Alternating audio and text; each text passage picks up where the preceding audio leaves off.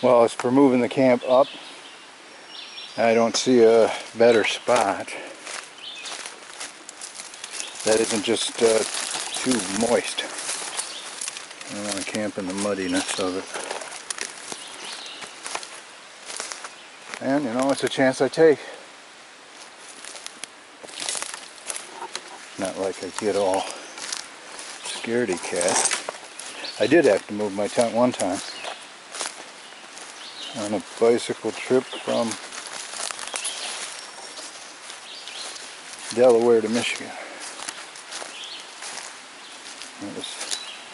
It was tough because there was a huge amount of rain, and I was camped along this little stream about 10 feet across, and then I thought, and it was really hot, so I was sleeping in my tent to get bugs off me, but I was sleeping naked and just all sweaty on top of my sleeping bag. And then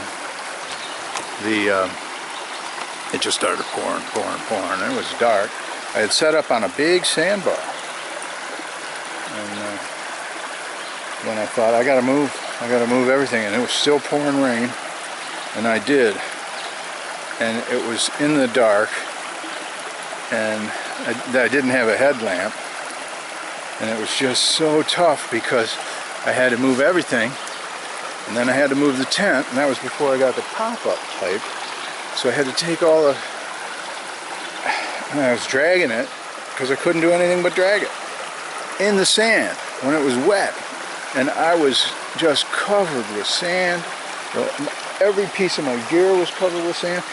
I took it up on the bank and around to a level spot. It was nothing like this terrain. It was more farmland. And then here came the flood. And the next morning I went down there and that sandbar was submerged. So where I was like an eddy. And I waded out in there because I was covered with sand. It was nasty. So I'm in there, buck naked, and I hear clomp, clomp, clomp, clomp. Here comes the lady on a horse.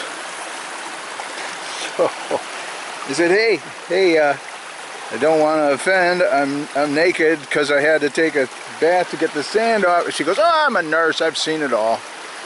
And I still stayed in the water until she passed. When the sun is going down and you're a long way from everybody else, and you've had a very physical day like I did, pushing up this mountain, it's easy for your emotions to overwhelm. So that I have an enjoyable time and a peaceful night's sleep, I manage my emotions. I keep a close watch. And you know, my mom and dad recently died, and tomorrow's Easter. There's a lot of times recently I've had where I think to myself, oh, I'll call Dad and tell him about this, or I'll call Mom and tell her that. And of course they've passed. And so I've got a video on that, and it's really sweet because all my siblings pulled together so well. And well, you have to watch it. I can't explain it, but I can say that I'm really happy with the situation as it turned out, and I can say that I'm so happy now. I just want to tell you, in this situation, exhausted physically and so far from anybody else, and darkness coming on, I just had a sweet, sweet memory of my time with Mom. She was dying. She'd had a stroke. We knew it wouldn't be long. She couldn't do anything but do a little half smile. That was it. And she hadn't been that way very long at all, which was very nice. But she was fading fast, and she was down to 84 pounds. We knew it wouldn't be long, and Dad had passed before, 5 days before, and then Mom passed. But right before she did, I was alone with her, and I said, Mom, you're going to pass, you're going to die, and you're going to meet Jesus. And she said, and I said, would you put in a good word for me regarding this instant lottery ticket? She was laying there going,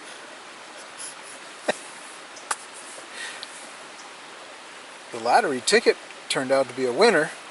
It was only a $2 winner. So I think the principle was, yeah, you can pull some strings with Jesus. However, he's not going to reward that behavior. So, and then I lost the lottery ticket, but it was fun. It was fun to make her laugh in her stroked out way. She was happy. It was sweet. And I ended up winning the lottery.